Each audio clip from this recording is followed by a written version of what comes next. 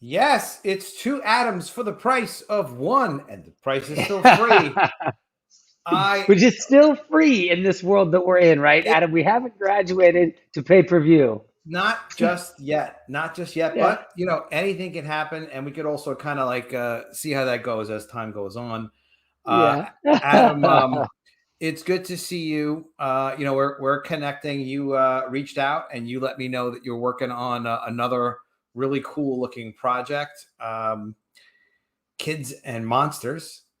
That's If I right. am not That's right. if I'm not wrong, Kids and Monsters. We don't want to leave Yeah. out kids or monsters. So, it's kind of cool. It looks like you've gotten off to a pretty good start with this thing too. So let me, Yeah, we did. let me Yeah, it know. was. Yeah, I got up to a good start with it. It's been really exciting to see. Anytime you launch a campaign, there's always this sense of dread and panic. You know what I mean? I Um, do. you know, Yes, I do. yeah, as you know it well. And with both College of the Dead and Mermaids, I'm sure you felt it. And and I had two campaigns before it, right? The eight, um, which delivered and is in great shape, and then the Kill Journal.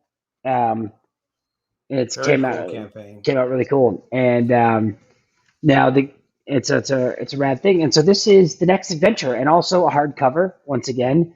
I think that's kind of become my MO, Adam, is trying to Oh, create nice. a book. At this time, it's an A4, so it's 8.7 by 11.3. Sorry, 8.3 by 11.7 inches. So it's a bigger book. It's Okay. like European sized. So it's Oh, wow. when you open up the pages, I think it's more immersive. And I felt like this story with the Maxi's beautiful art and its sort of exaggerated energy and emotion with the kids, and the monsters felt like it really felt like that was a place to take advantage of that format. I Go wanted to big. use Going go big, big. go big, right? Yeah, And then Adam, we've got the it's so cool how you bring these high end projects, really well thought out, really carefully done. I remember, noticing with Kill Journal that you had like that one tier that had the mask in it, yep, the mask of the character. Like that is so iconic. That is such a cool like extra step. And here you've got a figure. All right, so yep. tell me like big. All right, you know what? Let's do the trailer Do really the quick. I video. haven't seen the trailer yet. Yeah, let's just because I guess it's just a minute anyway, right? It's a little bit less than a Yeah, minute. it's just a short one. Yep, I keep Bing them bang keep them boom. short. All right, yeah, let's see what it's about. I started seeing the cracks just after Mom and Dad began fighting. They were thin as pencils at first, then they got bigger, and things started to disappear. Beasts are pouring out of them.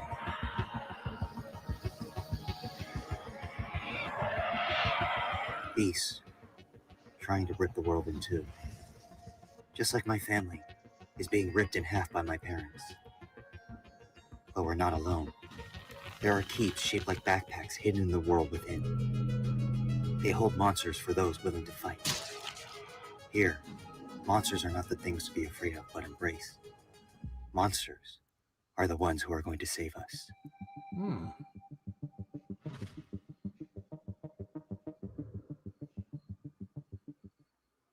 Okay. Teens find monsters in their backpacks and are taken into a war that mirrors their struggles at home. Bingo.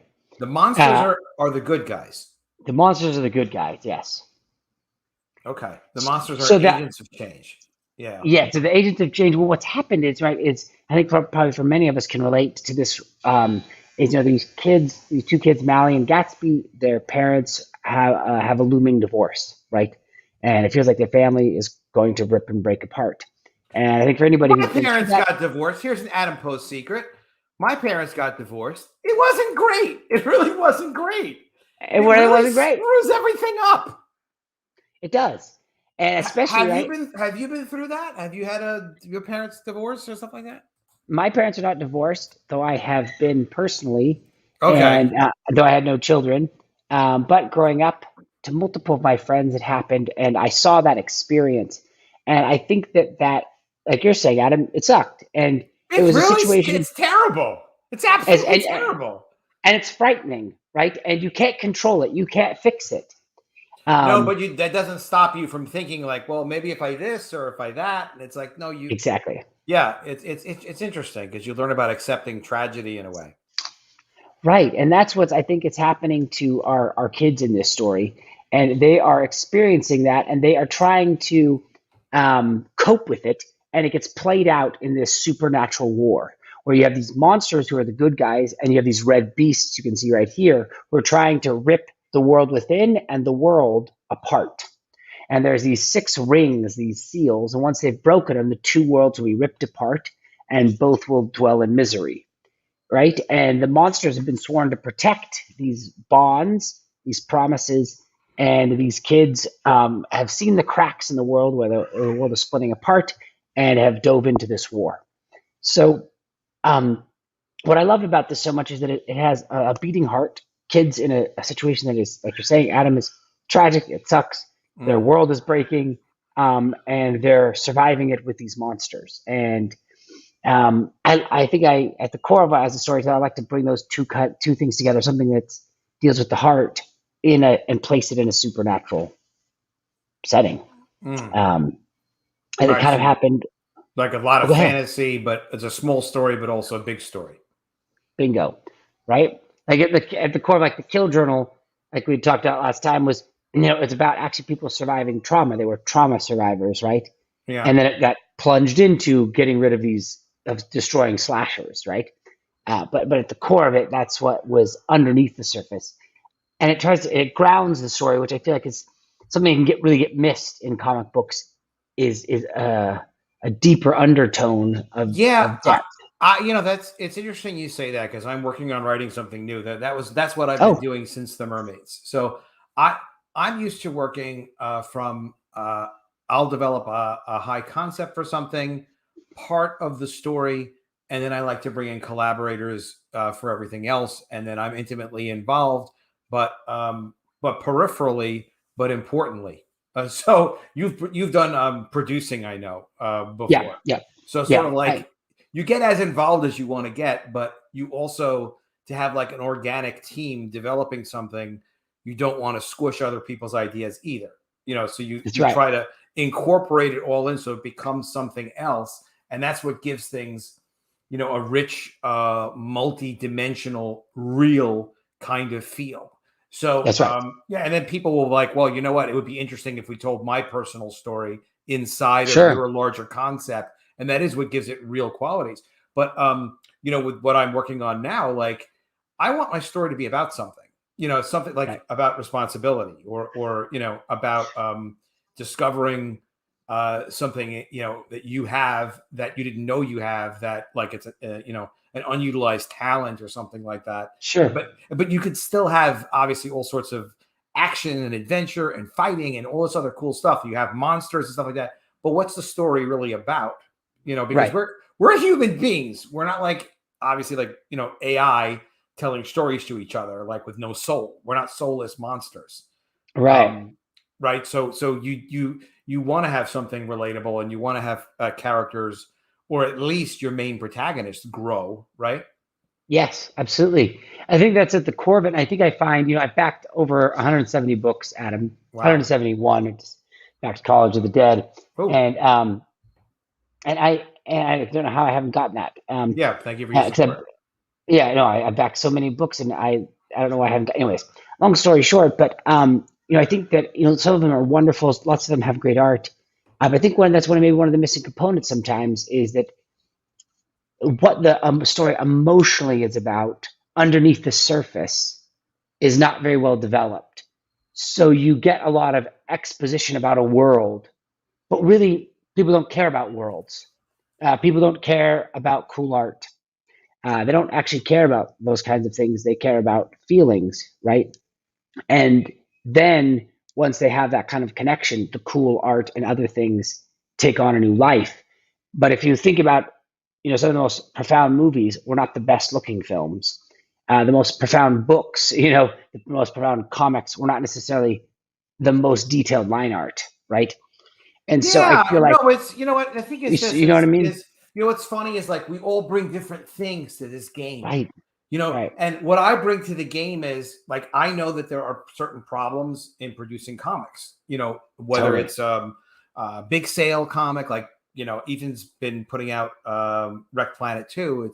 He's making an incredible project, and it's going to be an unbelievable package when it ships. It's taking a Totally. long time, right? So it's longer than he thought it would take.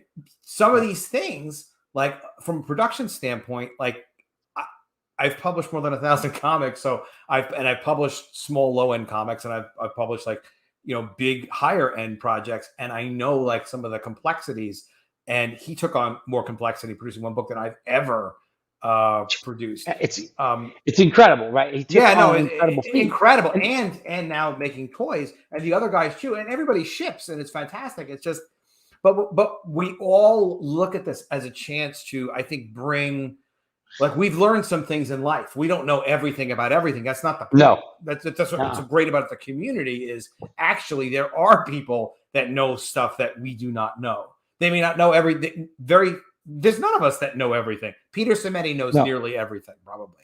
Peter Simeti except for I take that back. Peter Simeti, you're right, he does. But other than because he's so incredibly well-rounded.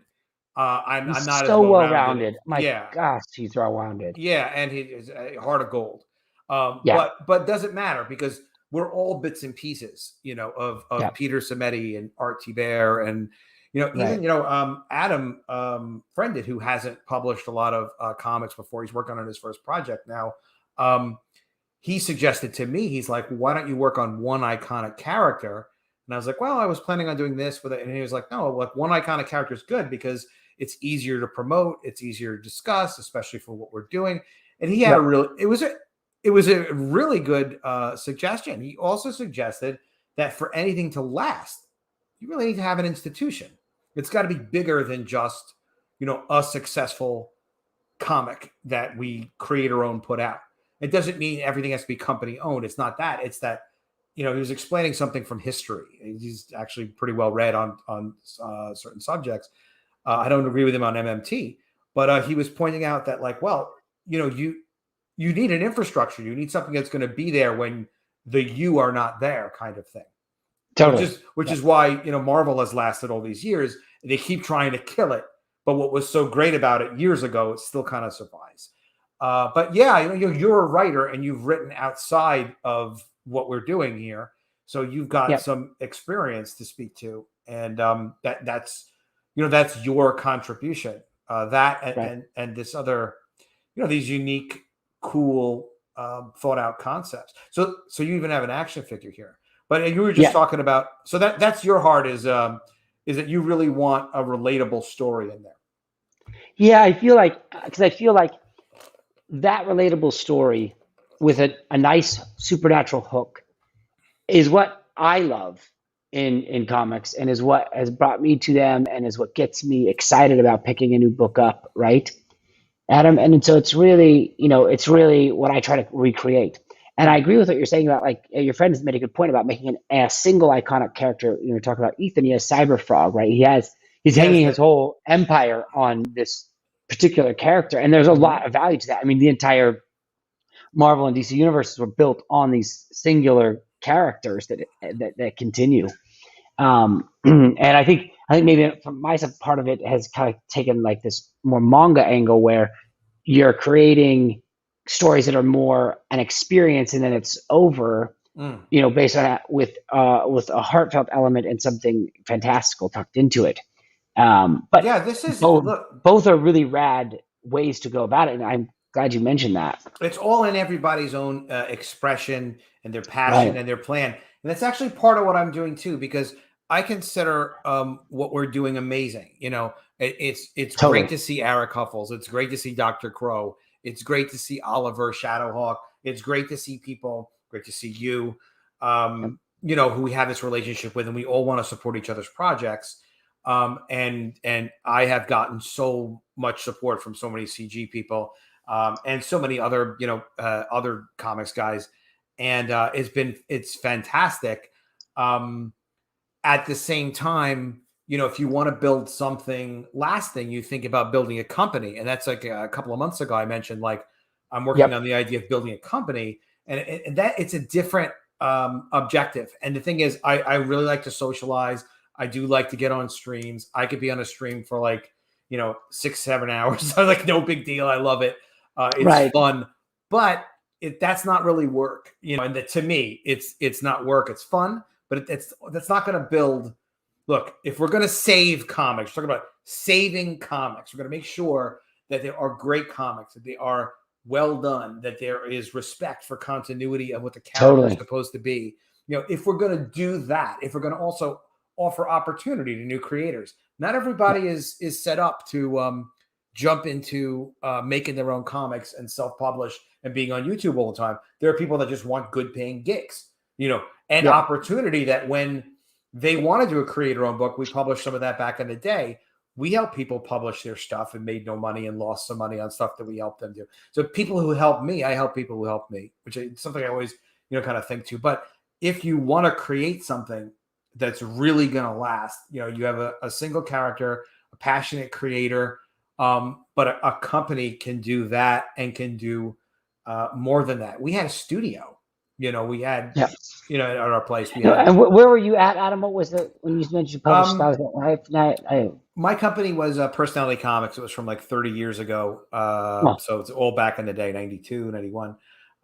And we had freelancers, but we also had a studio of like, what do we have, like 30 people or so. We had like 20 art tables. We had writers in-house, letterers in-house. And it was, all direct market. And some of our guys went on. Chris Renkowitz, Renkabot, is one of the guys who was in our studio from back in the day. A freaking great guy, super talent. And other guys went on to Disney, and other guys like Adam Polina went on to go work on X-Men and I don't know, some other cool projects. So some of our guys, they learned stuff in our studio, not from me, but from the other guys and from my guy, Kirk Lindo, who was like my right-hand man who ran things in the studio and was really terrific. But everybody rose to their occasion. Like we get to contribute online with each other and meet each other and inspire each other and support each other. But that is not to be discounted whatsoever. But what you could do in a physical studio is next level stuff. No question. Well, that's right. Oh, go ahead, Adam. No, I'm just saying it's amazing. So one day it's something I'm thinking about, even for what I'm thinking of for this company now, is there a way to utilize this to build, a core fan base who are really interested in what we're trying to do, and start small, start with a single project, but then as time goes on, there's so much you can do if people are really interested in seeing this happen. It's the only way comics are going to get saved is with a new corporate comics. Like the energy and the enthusiasm and the passion and the quality from individual creators publishing their own books is phenomenal. That has saved comics. That's Comicsgate. It's saved comics. Crowdfunding has saved comics. But now it's not dead, but for it to be a real business, for it to thrive, to offer opportunity to other people, to be able to, we got to have lower priced comics, not for crowdfunding, but if people back College of the Dead or G.I. Jackrabbits, all right, $25 and $10 for shipping, whether it's 60 pages or 80 pages, it's expensive. It's not a bit, it's almost like vanity press, which is not a bad word. It's just, you're supporting it, and that's great. And we love you, and you love, we're supporting each other. We love it, but it's got to work commercially. It's got to stand at a reasonable price, like Peter does, low price as well. Like, like competitively, like we can invade comic stores if we have something they want, and if it can stand on its own. It can't be that it's through Comicsgate, a $200,000 or whatever, $100,000 campaign, College of the Dead 3, maybe $100,000 campaign. But then in comic stores, it's garbage. Nobody cares. It doesn't sell. Right. It's like we have to penetrate all the markets. No, I appreciate you saying that, because that's why I've been really careful about the pricing of my books, right? Because what I'm delivering for $25 is a hardcover, oversized book, right? Yeah, because your product looks great. 72 pages, full color, oversized hardcover. Right, just like the same thing with the Kill Journal. I delivered, a leather-bound hardcover experience, right? Because I agree with you. It's tough when it's, it's 52 pages. No, it's and not. It's $25. I don't think it's tough. I don't think it is for Comicsgate and for our niche and for our market. I think it's fine. I think you're over delivering, and your quality is tops. And everybody should definitely check out Kids and Monsters by Adam Lawson, and that is obviously supposed to be our focus here. Yeah.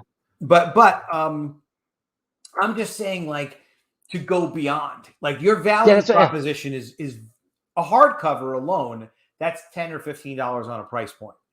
So if you were soft cover and 48 pages, that's what we do for $25. You're doing 72 pages, oversized color hardcover. You're delivering 2-3 times, frankly, what I'm delivering format wise on a typical campaign. So it's admirable. It's great that you put the effort and the energy into it and the resources. Yeah, well, see, I have a company called Gifted Rebels, a small publishing company, and we have a Shopify store, and we have a second phase, right, of where we sell to market, and in board games we have a distributor. We have distributors in 20 different countries, and wait, and what are you selling in 20 different countries?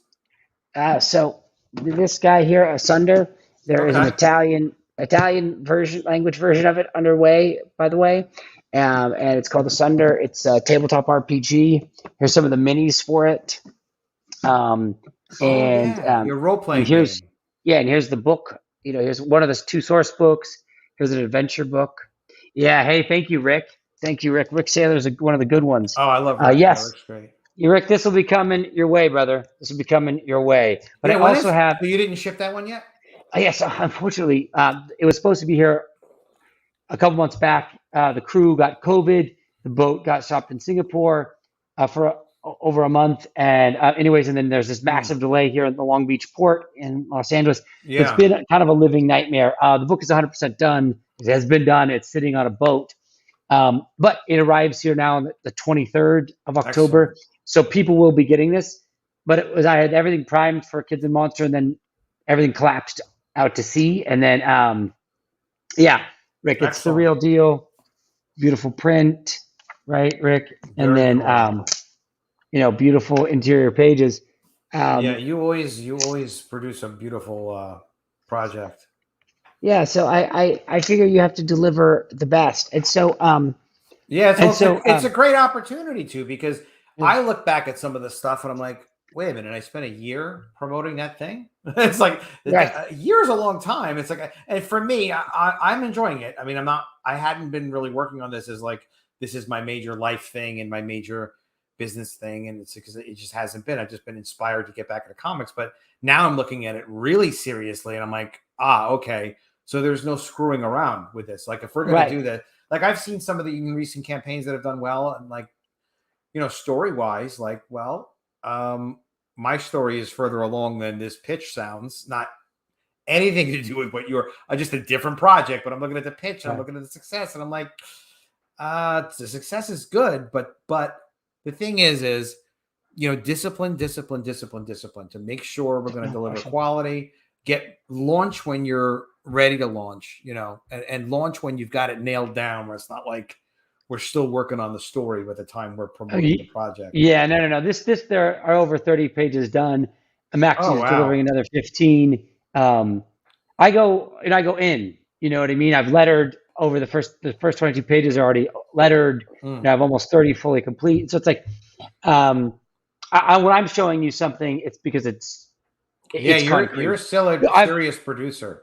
Yeah, I've rewritten the script, twice in layouts, 6 times in script, and then reworked it every panel through. So, and then for Rick Saylor, who I know who is a figurine man, Rick, you got to check this out.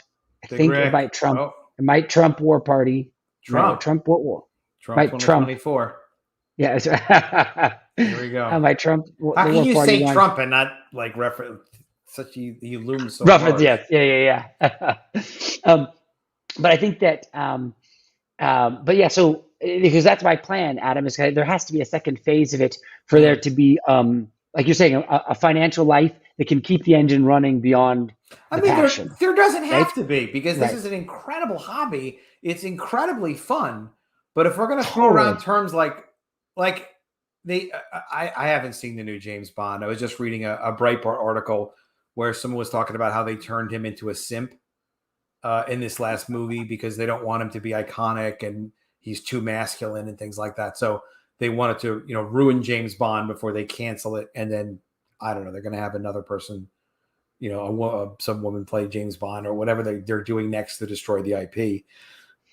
But the point is, like, if we're gonna have characters that are gonna have the conflicts that help define us as people, that aspect of Hulk where you kind of like you can relate to it, you can relate to Spider-Man, like you're relating Batman. We feel like we're Batman or Daredevil, whoever these characters are, when they're really well written, when the really good writers get inside that character's identity, that character's soul, and really tells you like that James Bond story, that Batman story, the Luke Skywalker. We know who Luke Skywalker is, and is supposed to be like.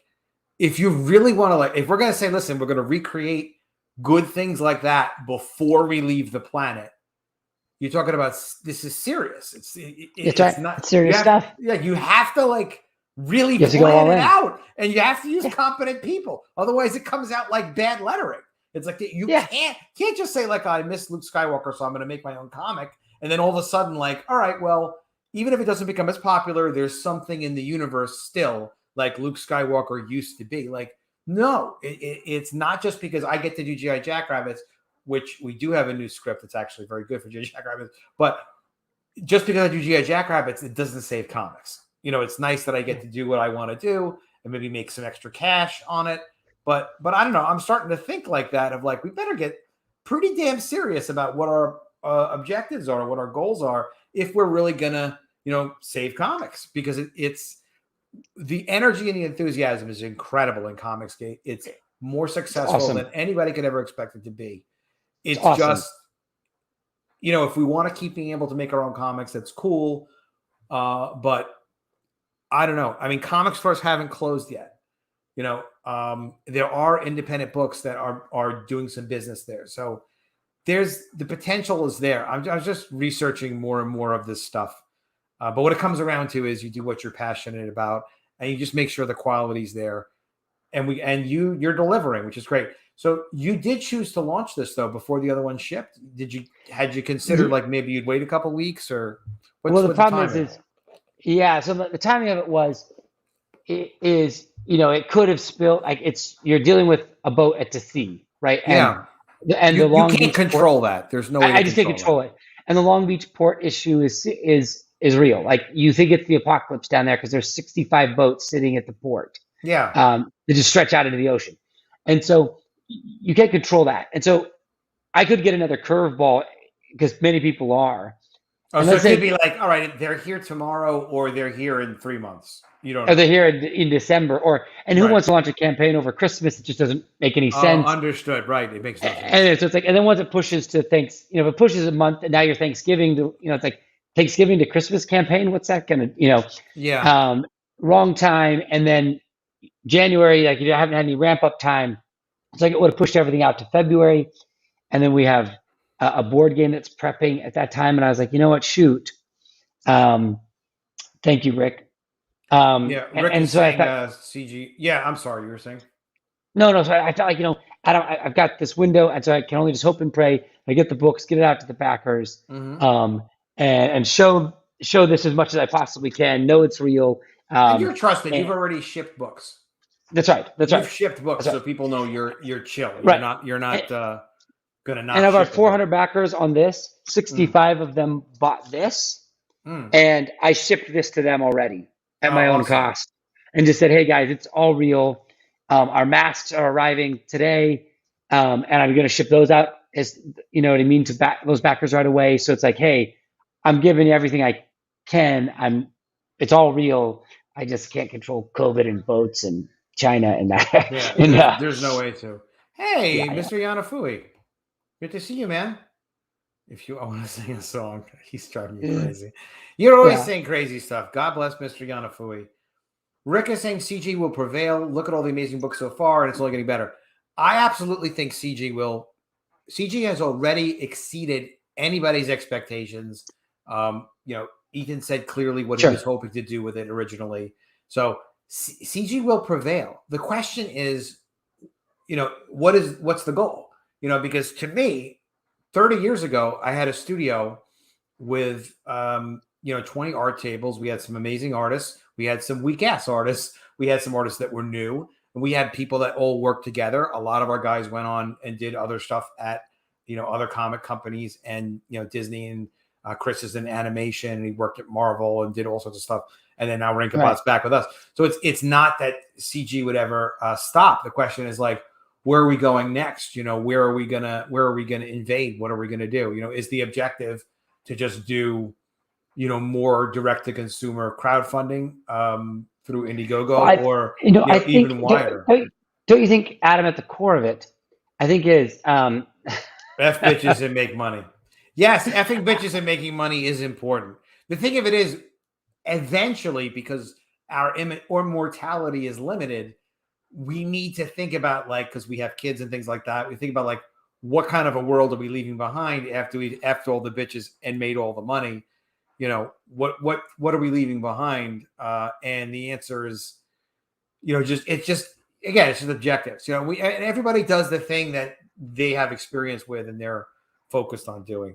Comicsgate is. Well, wouldn't you say though, Adam? I think at the core of what's trying to be done is, for sometimes people have said, "Oh, hey, Adam, we need to fix what's happening at Marvel and DC." Whereas I don't actually really care what Marvel and DC do. Those characters aren't mine. And in fact, those characters don't belong to anybody who works at either of those companies. So it's all just corporate. It's just all become corporate anyways.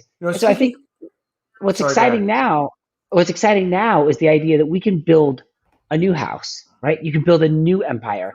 We can be rebels, right? And build something fresh. And so that's what I really feel is the journey. And so the hope is that the characters, that Kids and Monsters, that Cyberfrog, that College of the Dead, that they translate into other media, that they end up on lunchboxes, that they become a new conversation, a new narrative to play in. New characters, new icons, new stories, well done, so that we're leaving something behind. And when I started development on College of the Dead and the Mermaids, they weren't. I brought my concepts, I brought my ideas to them, and I brought my way of publishing, like the way I used to do it years ago, which was just we have a budget, we have an idea, I put together my creative team, we execute, we get it done. There was no publishing market at the time. And then eventually hooked up with Comicsgate. And now we got all right, great, I can publish these comics I've been wanting to publish for a long time. But now it's different, where it's this happens when people get older anyway. You start thinking about legacy a little bit. You start thinking about, all right, well, what characters and stories do you want to leave behind? Who do you want to help? Can you build an institution? Can you build something that'll last? DC had this article come out, and I had had this poll. I was going to do a video on this. I never got around to it. But they were talking about DC Comics in rebuilding mode. Top execs speak out on future-proofing publishing. And, future-proofing for them is to always make the characters relevant. And the way that characters and stories are supposed to be relevant is for them in context with social justice. So that's why Superman can be bisexual. Luke Skywalker doesn't have to be in Star Wars. Their future proofing is basically taking whatever concept that they want to push in social justice and then using the characters as just a vehicle for that. The characters are not part of any kind of long-standing story. It doesn't matter. It's like a flavor.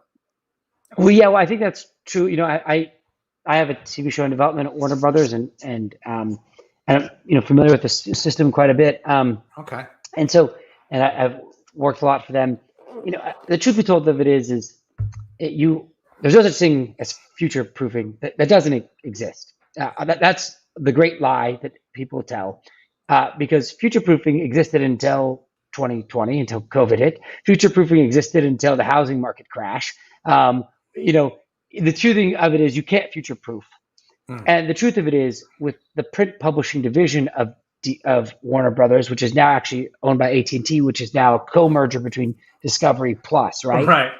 And so the CEO of Discovery will be managing this operation. So this future proofing talk is BS, because the CEO of Discovery Plot Discovery will be taking over charge of Warner Brothers next year, and he is unlike any CEO that's ever been at Warner Brothers. And He he is is a super cut the fat guy. He lives in DC. He's not in Hollywood, and he's a very different machine. So you think you also could future proof the until Discovery entity is also like it's all reality programming, it's exactly right. but very successful, great Very cash successful. flow, great Yep. launch of Discovery Plus, really strong manager, very no nonsense.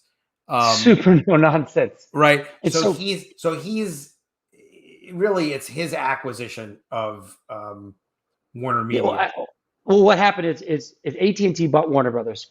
Then what happened is they lost the 5G game, right? Because T-Mobile acquired Sprint, moved ahead. Verizon heavily invested. AT&T was about, AT&T just like bought everything. They spent but they didn't. But they $65 didn't. million on the Dish network. They're like, well, you know what? Maybe it'd be good to own a satellite network. Well, we have cash flow and we can borrow, an unlimited amount. So we'll just buy this. We'll buy this. We'll buy this. Yeah. And they had like no management for any of it. Like, But then what they had happened is then they no didn't- visionary leadership. and then they ran out, and then they were falling behind in 5G. So then they just dumped the Warner Brothers asset to raise capital quickly because they were too deficit finance. They were too deep in debt, and so then it just gets shelled off and merged with Discovery, so they could get a stock bump, right? So that's actually the play. So the idea that you're future proofable is a myth. That's not possible. Like their term of future proofing, to my understanding, is what they expect to do is they're just gonna, there's always going to be some residual interest in Superman. There's always going to be some residual interest in Star Wars. So did you see what you saw the new Sopranos? The movie? The movie, Yeah. I didn't see it actually. Okay.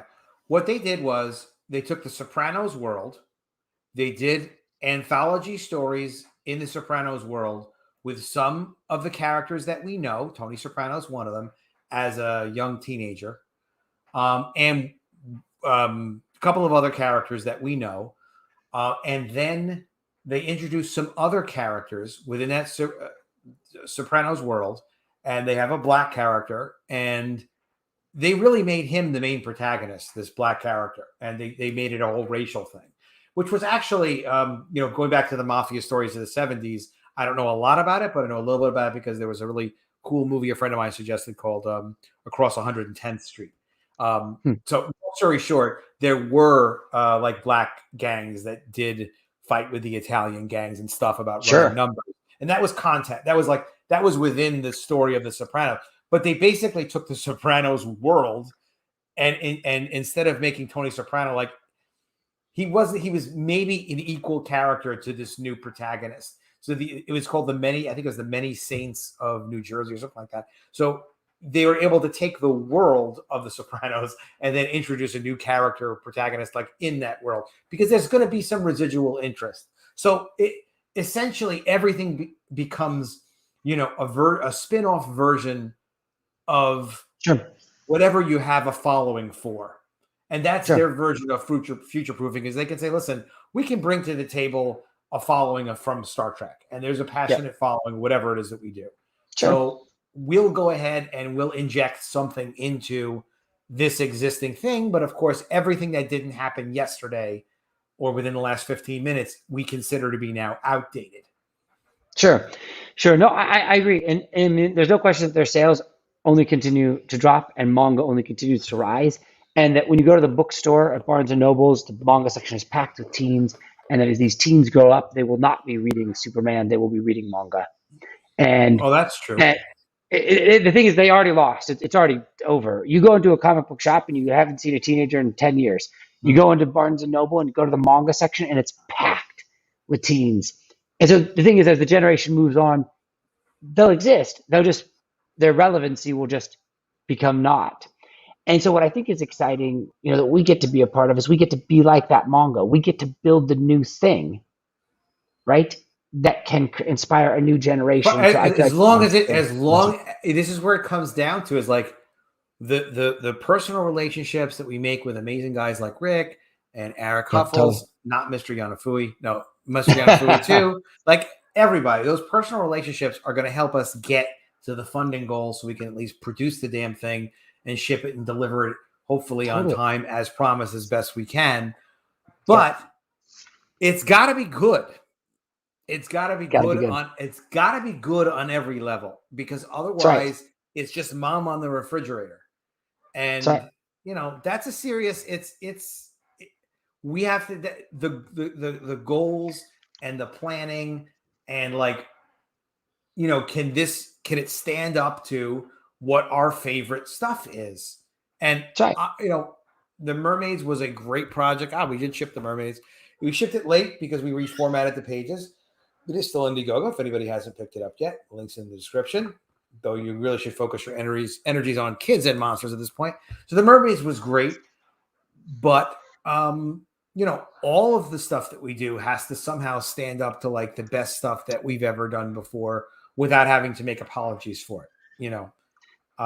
That's right. You have to be. That's what I've been trying to do all along is to say this book needs to price, perform, and be what you can get at the comic book shop. Right. Kill This has Journal, to baby. deliver on that level. Yeah, it has to deliver. And that's what I'm hoping to do again. I feel like I've done it with the 8. Anybody who's read it or backed it knows it. Anybody Yeah, who's that backed was the a Kill cool Journal book. and has read the digital version or seen what we got here knows it. And Kids and Monsters, I think, can deliver this. And Adam, what we're delivering is an oversized hardcover, this fabulous tale illustrated by Maxi Dallow, who I think is his talent level. I feel like he's the next Daniel Warren Johnson. He's the next James Herron. You can see his incredible lines. Yeah, great high energy. And this reminds me a bit of Sullivan Sluggers. I don't know if you know Sure. what that is. I don't. Oh, really? You'll take a look on it was a Kickstarter. And it was actually one of the first crowdfunded books where for supporting his Kickstarter, you would actually get the book as opposed to, could you please help me pay for my coloring and thank you. Yeah. So it was the actual, and people were considered him crass back in the day. Comics Beat kind of criticized him. Mark Smith, a good guy. He learned the hard way that you can't just make your hardcovers like his hardcover was oversized, like 9x12 or something. Not 9x12. It was like a little bit bigger than it could be to ship reasonably. So he had all this international shipping problems and all sorts of other issues. But in any event, Sullivan Sluggers, the monsters are really cool. It's a baseball team that goes to a small town and they wind up having to fight monsters. And long story short, and the artist was great. But these monsters look familiar to me that way, but they're beautiful looking. Yeah. So this Maxi, I think he did Jack Irons. He did a short story for me for Kill Journal. He did the Silhouette story in the Lost Pages. And the colorist here, my colorist, he does the biggest books in the biz. He's doing Wonder Woman, Dead Earth. He did Murder Falcon. He follows Daniel Warren Johnson around, who I think is one of the true talents of our day. So it's this world-class colors with these world-class lines. Yeah. And I offered a black and white version of the book, not an artist edition, so that you could still read the story, because I felt like the lines were so special. That's the book I back. I'm with you. Like when I see the black and white line art, when it comes in, I hate, even the coloring, like good coloring is fantastic, but you really lose something when you go from black and white to color. It's a different experience. So it's very cool to have the extra one. So let's just take a look at the tiers. So you've got the featured tier with the t-shirt, the book, the ash can for $65. It's a nice package. Yep. It's cool. And if you scroll down to the bottom real quick, I can show you the ash can and the t-shirt. Yeah. They're past the figurine. So you can see here's the Nail and Goo ash can. It's a story about a monster who crash lands near the town of Lovelock, where Kids and Monsters is set. And as a child monster, and he befriends Goo and this girl in town, and they grow up together, and he's at a loss at how he fits in, as a monster fits in with the world, and haunting things come from his past to come get him. So it's a cool 16-page, small version ash can that is going to play out into a bigger story later on. But this is a campaign exclusive, the only way to get it. Cool. And then this is kind of unique. So this is the different artist. His name is Magnaz. He's doing lines and colors on the book. He did a short story at the end of the 8th for me. Awesome artist. He did a lot of work for Asunder. He did this as well for Asunder. That was beautiful. Dynamic he is. Cover, yeah. So, so that's where that's at. And then if you can scroll down a Cool. little bit farther, you can see this time what I'm offering with the digital tier is a Substack, a paid Substack for $5 a month. Ah, You can get in, you'll get my books monthly, but you'll not only just get Kids and Monsters and Nail and Goo, you'll get all of my comics and in-depth deep dive creative processes and videos. And if you go back up there 1 second, you can see the T-shirt. oh yeah, There's the very rad cool. T-shirt, and it's a true screen printed, high quality Wow. cut and blend shirt. It's not a digital print. It's not some Fruit of the Loom rematch. It's a high end 3000 CVC Bella canvas shirt. So if anybody knows printing, it's be I more know. expensive to make the shirt than the book for sure. I know screen As far printing as is nice. Yeah, screen yep, printing is high end. yep. And then Fantastic. there's an original art tier once again because Maxi is a traditional artist, and Hmm. so all these pages have his smudges and fingers and his Oh, lines, that's and so then cool. something special about owning it. Yeah, it's crazy how original art, it just like it becomes more and more valuable all the time somehow. Yeah, People yeah, like it. Especially if it's just cool, it's enough. I sold it. I was on one of Ethan's shows for original art. We sold the original art cover for the College of the Dead, the one with the orange bikini top, and I was like, I yep, didn't want to sell it, but people paid a lot of money for it, so I don't know. It's fun for people to be able to own some of the art on a yeah. To campaign own the basis. piece, Yeah, like this is totally. very iconic. This is like really So, iconic piece. So that's cool if they can totally. buy it. All right, then you have like just the black and white edition for people that want the black and white, Yep. and And the you color have the edition. Kids and Monsters graphic novel. Very cool. $25. 25, very reasonable for what you're giving. You're for a hardcover for 72 pages, full color. Like you have no issue in terms of your price to value. Like that's very reasonable price to value. And then this one you get, thank you for that, Adam. Then you get the Yeah. ash can with it. And then with that one, if you want the black and white, when you click that tier, it lets you pick color black and white, and then Oh, you cool. get the ash can. And then you can get both books. You get both books after that, and which people have been doing. And so what's interesting is I released the secret perks on yesterday, right? And so it's always funny because you scroll back over your campaign, you realize, oh wait, people bought all these copies that you don't show up because they're buried in the secret Secret. perks. They're Yeah, secret. yeah. Somebody bought a piece of original art already. Oh, great.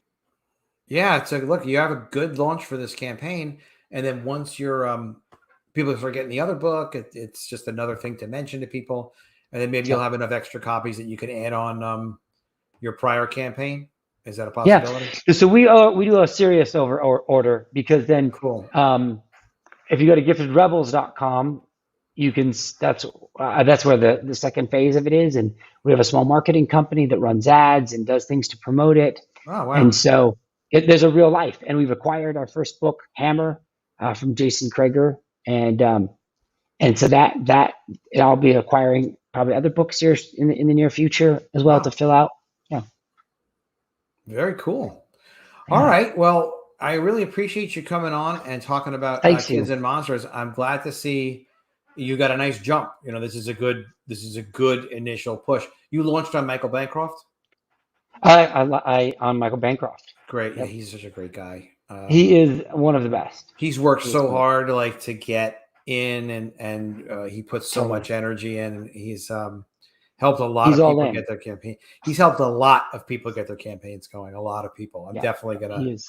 I actually have never gone on his show, and I ask him every few months, like, "Hey, how about you want me to call on?" I was like, "Yeah, absolutely, anytime." And I just don't wind up following up. But for me, it's just like I want to get all my plans in order and stuff like that, and then I'd love to go on and have some fun. All right, so everybody, check out Kids and Monsters. If you can't back the campaign right now, definitely share the campaign when you see it. There's a link in the description for it. You can also check out my books, College of the Dead and The Mermaids, links in the description. If you haven't subscribed to the channel, please do subscribe and click the bell for notifications. I will do more videos. I will stream more. I'll get to it ASAP. But that's why, like, if I promise something, I like to try to deliver it right away. And Eric, Yeah. Rick, guys, Dr. Crow, everybody, great seeing you. Mr. Yanafui, you too. Great seeing you too. Everybody have a great night. We will see you again soon. And if we don't see you, Adam, we'll miss them, won't we? Yes, we will miss We them. will. See you soon, guys. Be good. Take care.